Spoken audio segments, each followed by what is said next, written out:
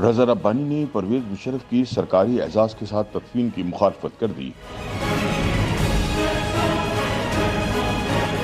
Senator रज़ा रब्बानी ने साबिक सदर जनरल रिटायर्ड परवेज़ मुशर्रफ की सरकारी एजाज़ के साथ तदफीन की मुखालफत कर दी। एक इंटरव्यू में उन्होंने कहा कि मीडिया के जरिए से ये खबरें सामने आ रही हैं कि परवेज़ मुशर्रफ को सरकारी एजाज़ के साथ दफनाया जा रहा है। अगर ऐसा है तो ये नामुनासिब है, क्योंकि इन्हें आर्टिकल 6 के तहत सजा सुना दी गई थी। उन्होंने कहा कि वो एक अलग बात है कि लाहौर हाई कोर्ट के फैसले से सजा सुनाने वाले स्पेशल कोर्ट को खत्म कर दिया गया था, लेकिन फिर भी परवेज़ मुशर्रफ की सरकारी एजाज़ के साथ तदफीन मुनासिब नहीं।